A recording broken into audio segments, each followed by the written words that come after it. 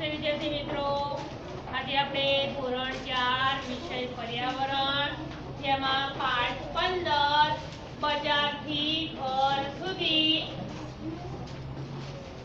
જેમાં આપણે આગળના તાસમાં એક વાક્યવાળા પ્રશ્નોના જવાબ જોયા હતા. બરોબર. આજે મુદ્દાસર પ્રશ્નોના જવાબ જોઈશું. તો એના નીચે સૂચના મારજો.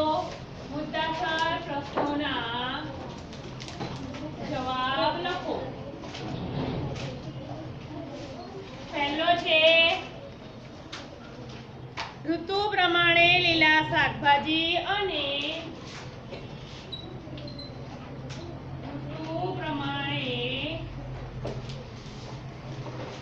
લીલા શાકભાજી અને ફળો શા માટે ખાવા જોઈએ? અને ફળો શા માટે ખાવા જોઈએ?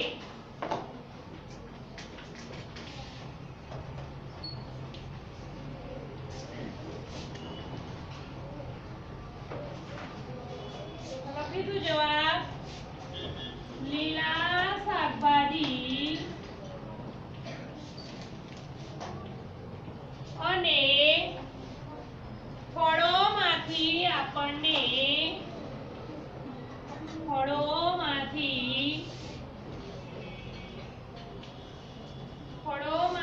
આપણને વિવિધ પ્રકારના વિટામિન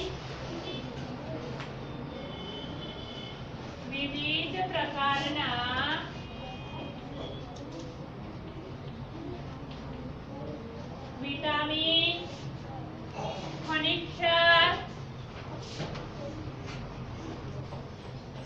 ક્ષાર અને પોષક તત્વો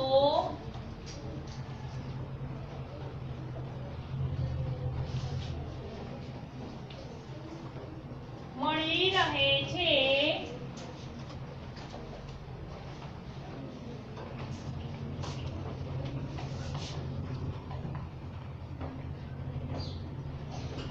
આનાથી આપણને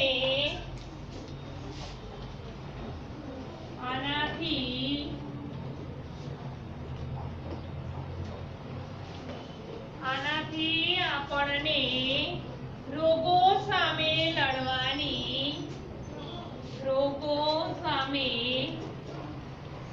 લડવાની તાકાત મળે છે. તેથી લીલા શાકભાજી અને ફળો ખાવા જોઈએ.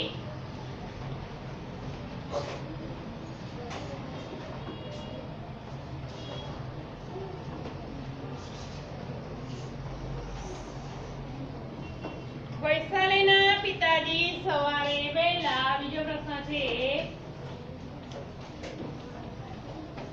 વૈશાલીના પિતાજી સવારે વહેલા શાકભાજી વેચવા કેમ નીકળે છે?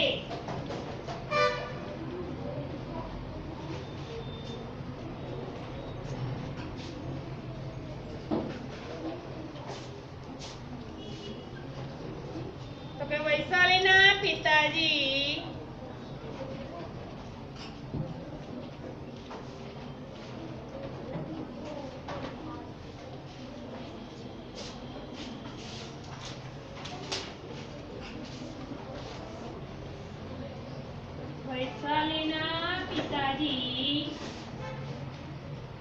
કહે છે કે જો તેઓ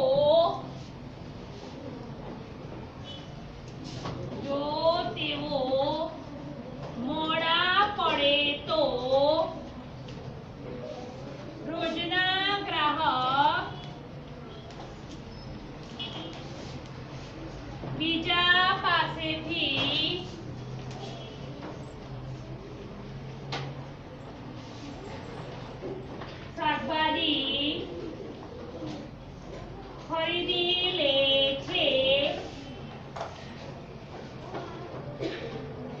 તેથી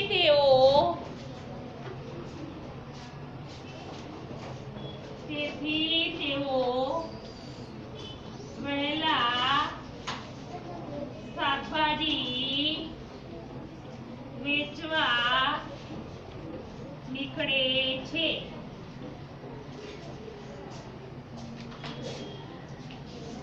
જુઓ, ઋતુ પ્રમાણે લીલા શાકભાજી અને ફળો શા માટે ખાવા જોઈએ?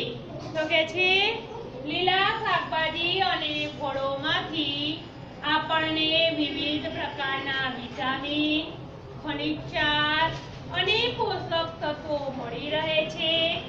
આનાથી આપણને રોગો સામે લડવાની તાકાત મળે છે. તેથી લીલા શાકભાજી અને ફળો ખાવા જોઈએ. બીજો છે વૈશાલીના પિતાજી સવારે વહેલા શાકભાજી વેચવા કેમ નીકળે છે?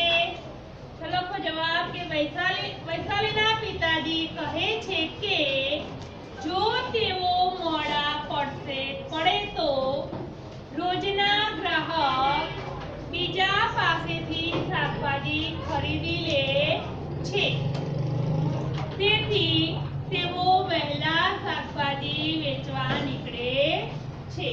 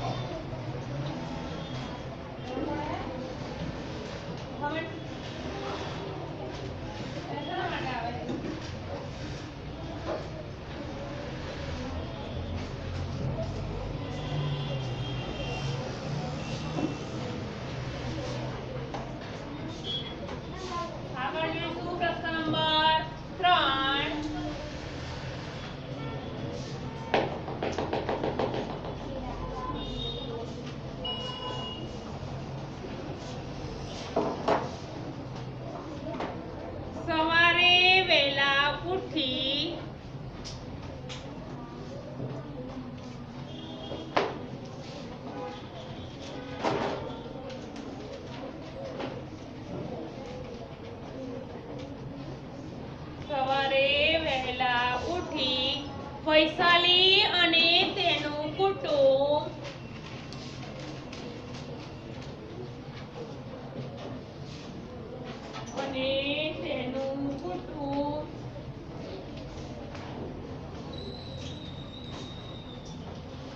શું કામ કરે છે?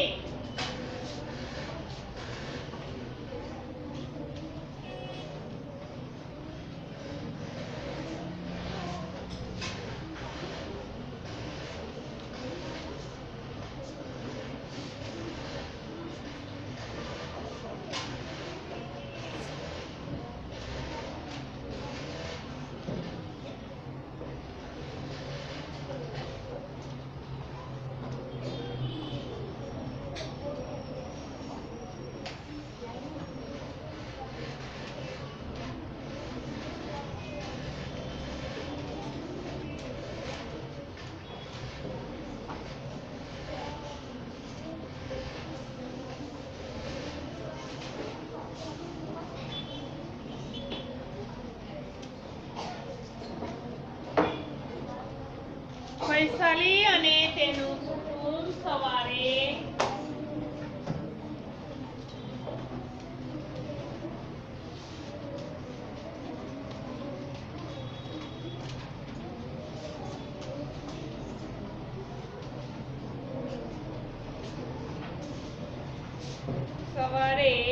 વહેલા ઉઠી આગળના દિવસની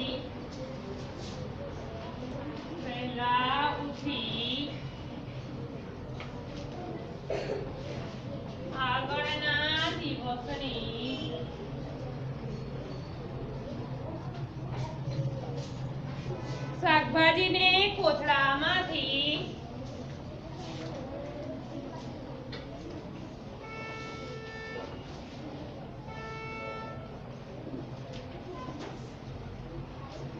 કોથળામાંથી બહાર કાઢી તેને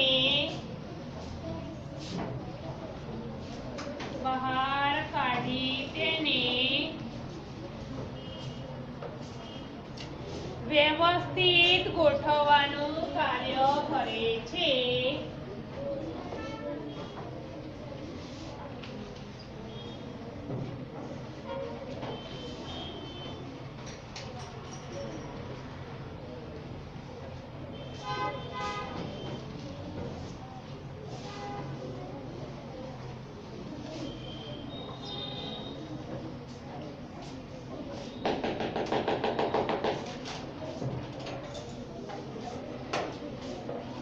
બીજી બાજુ વૈશાલીના પિતા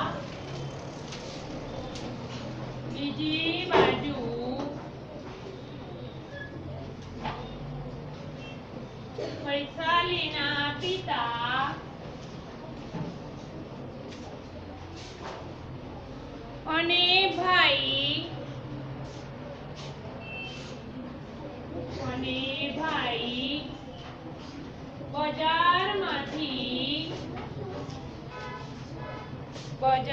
બજારમાંથી તાજા શાકભાજી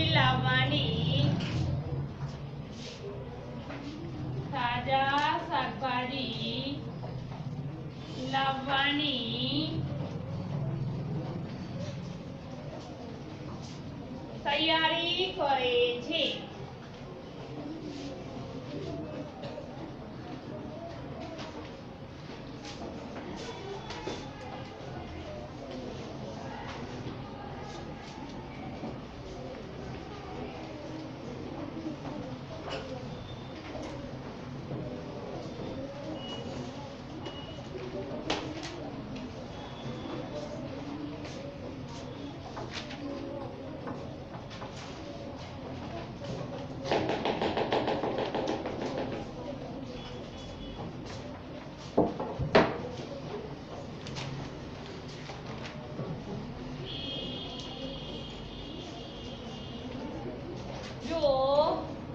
સવારે વહેલા ઉઠી વૈશાલી અને તેનું કુટુંબ શું કામ કરે છે? કે વૈશાલી અને તેનું કુટુંબ સવારે વહેલા ઉઠી આગળના દિવસની શાકભાજીને કોથળામાંથી બહાર કાઢી તેને વ્યવસ્થિત ગોઠવવાનું કાર્ય કરે છે. બીજી બાજુ વૈશાલીના પિતા અને ભાઈ બજારમાંથી તાજા શાકભાજી લાવવાની તૈયારી કરે છે.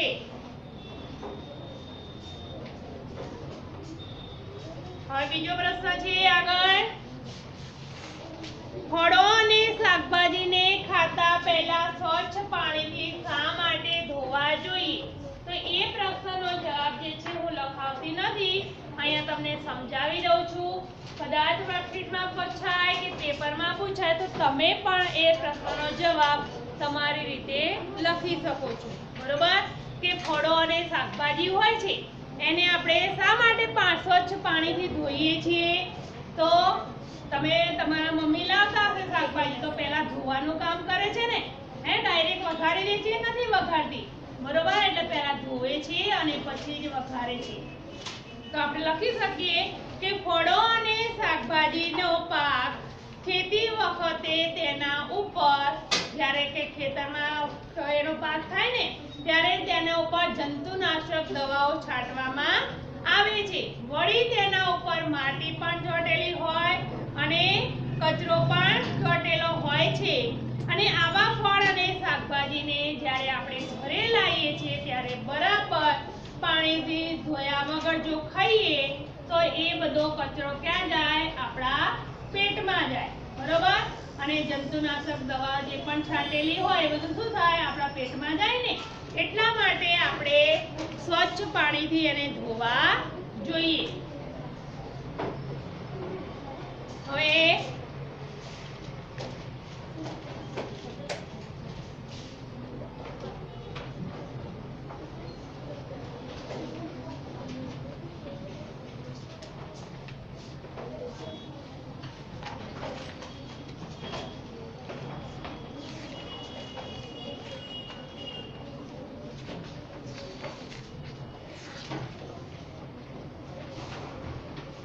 આપણો અહીંયા આવી રહ્યો 15મો પાઠ જે છે એ પૂરો થઈ ગયો બરાબર। બજારથી ઘર સુધી એવા તમને જે મેં લખાવવાનું હતું એ પણ બધું લખાવી દીધું છે બરાબર।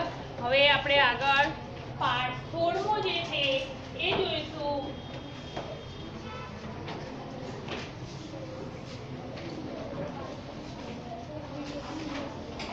પાઠ 16 છે કામનો મહિનો।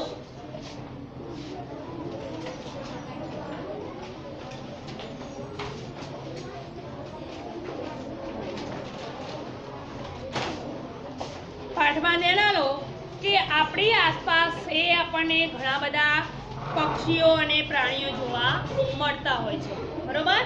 આપણી આસપાસ જે છે એમાં ઘણા બધા આપણને પ્રાણીઓ અને પક્ષીઓ જોવા મળે છે। તેમાં પશુ પંખી અને જીવજંતુ બધાનો સમાવેશ થાય છે। પ્રાણીઓમાં તેમના કદ રંગ આકાર એના હલનચલનના પ્રકાર આ બધું જ એમનું રહેઠાણ આ બધામાં આપણને વિવિધતા જોવા મળે છે બરોબર। દરેકે દરેક પ્રાણી હોય કે પક્ષી હોય તો દરેકે સરખા હોય છે નથી હોતા। કોઈ નાનું પક્ષી હોય કોઈ મોટું હોય છે બરોબર। એમના રહેઠાણ પણ દરેકના અલગ અલગ જોવા મળે છે।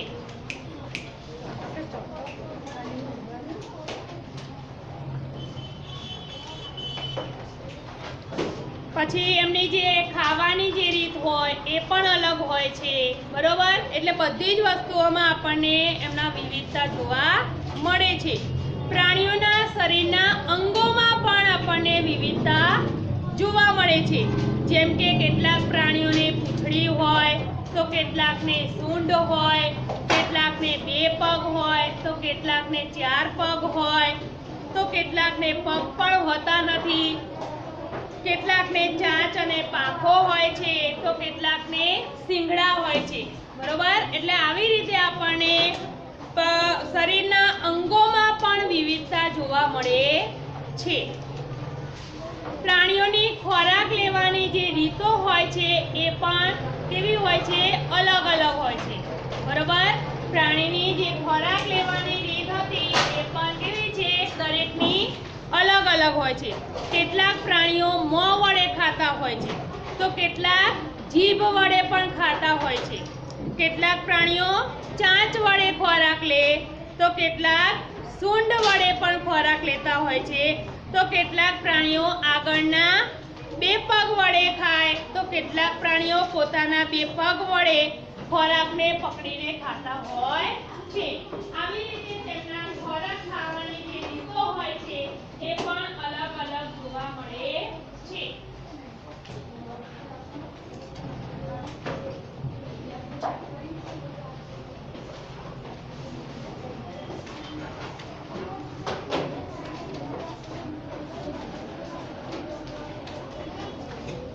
પછી એમના પ્રાણીઓનો જે રહેઠાણ એટલે કે એમનું જે ઘર હોય છે એ ઘરમાં પણ વિવિધતા હોય છે કે પશુઓ પોતાના બનાવેલા રહેઠાણમાં રહેતા હોય છે। કેટલાક પાલતુ પ્રાણીઓ હોય છે એમને પોતાના માલિકે બનાવેલા રહેઠાણમાં રહેતા હોય છે। કેટલાક પ્રાણીઓ જમીન અને પાણી એમ બંનેમાં રહેતા હોય છે। પક્ષીઓ રહેવા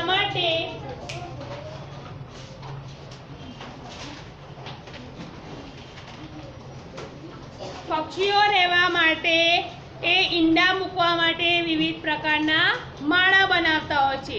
પક્ષીઓની જે માળા બનાવવાની રીત હોય છે એ પણ અલગ અલગ હોય છે અને તેમાં પણ આપણને વિવિધતા જોવા મળતી હોય છે। દરેક પક્ષીની જે ચાંચ હોય છે એ ચાંચ પણ એક સરખી હોતી નથી। ઉપયોગની દ્રષ્ટિએ દરેક પક્ષીઓની ચાંચમાં પણ વિવિધતા જોવા મળે છે। કોઈ પક્ષીની ચાંચ આપણને લાંબી જોવા મળે છે તો કોઈ પક્ષીની ચાંચ આપણને ચપટી જોવા મળે છે તો કોઈ પક્ષીની ચાંચ આપણને વાંકી પણ જોવા મળે છે બરોબર। એટલે પક્ષીઓમાં પણ ચાંચમાં વિવિધતા હોય છે। એક પક્ષીની ચાંચ એક સરખી હોતી નથી।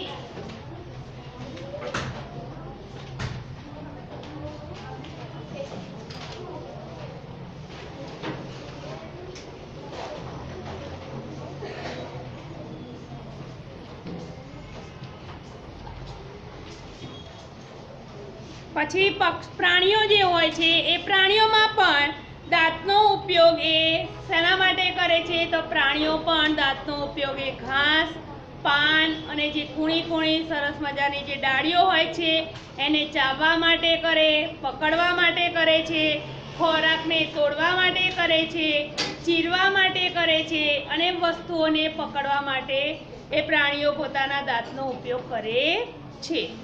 દરેક પક્ષીના પંજા પણ એક સરખા આપણને જોવા મળતા નથી. પંજામાં પણ ઉપયોગની દ્રષ્ટિએ અલગ અલગ વિવિધતા જોવા મળે છે. કેટલાક પક્ષીઓના પંજા આંગળીઓની જેમ જુદા જુદા હોય છે, બરોબર? તો ક્યારેક કેટલાક પક્ષીઓના પંજા આંગળીઓમાં જે ચામડી હોય છે એ ચામડી સાથે જોડાયેલા હોય છે. કેટલાક પક્ષીઓના પંજા હોય છે ટૂંકા હોય છે, તો કેટલાક પક્ષીઓના પંજા કેવા હોય છે? લાંબા હોય છે. કેટલાક પક્ષીઓના પંજા હોય વળે તેવા અને કેટલાક પક્ષીઓના પંજા એ નહોરવાળા પણ હોય છે, બરોબર? એટલે દરેક પક્ષીઓ અને પ્રાણીઓમાં આપણને વિવિધતા જોવા મળતી હોય છે. અહીંયા આપણને અલગ અલગ પક્ષીઓ પણ બતાવેલા છે. એ પક્ષીઓ પણ આપણને અલગ અલગ એમના માળા પણ જ અલગ હોય છે, એમની ખાવાની જે રીત હોય છે એ પણ અલગ હોય છે. એમનું કદ એટલે કે કોઈ પક્ષી નાનું છે તો કોઈ મોટું છે, એટલે કદમાં પણ ફેરફાર જોવા મળે છે, એટલે કે વિવિધતા જોવા મળતી હોય છે. પછી તેમના જે રહેવાના રહેઠાણ હોય છે એ રહેઠાણ પણ કેવું છે? દરેકનું અલગ અલગ. પક્ષીઓ કેવા છે? દરેક પક્ષીઓ ચકલીનો માળો હોય છે, સુગરીનો માળો હોય છે, દરજીડાનો માળો હોય છે. બધાના માળા કેવા હોય છે? અલગ અલગ હોય છે. કોઈનો નાનો હોય છે, કોઈનો મોટો હોય છે, કોઈ સરસ મજાનો ગૂંથીને બનાવેલો હોય છે. તો એવી રીતના દરેક પક્ષીના જે માળા હોય છે એટલે કે જે રહેઠાણ હોય છે એ પણ અલગ અલગ હોય છે, બરોબર? પછી અહીંયા આપણને ત્યાં દેખાડ્યા છે પક્ષીઓના પંજા. તો પંજા પણ કેવા દેખાડ્યા છે? બધાના અલગ અલગ છે, બરોબર? અને પક્ષીઓ પંજાનો ઉપયોગ પણ અલગ અલગ રીતે કરતા હોય છે. કોઈ ડાળીઓ પકડવા માટે કરે, કોઈ તરવા માટે કરે, કોઈ ખોરાકને પકડવા માટે કરે, કોઈ જમીન પર ચાલવા માટે કરે, કોઈ વૃક્ષ પર ચડવા માટે કરે. એટલે પક્ષીઓના જે પંજા હોય છે એનો ઉપયોગ પણ દરેક પક્ષીઓ અલગ અલગ રીતે કરતા હોય છે.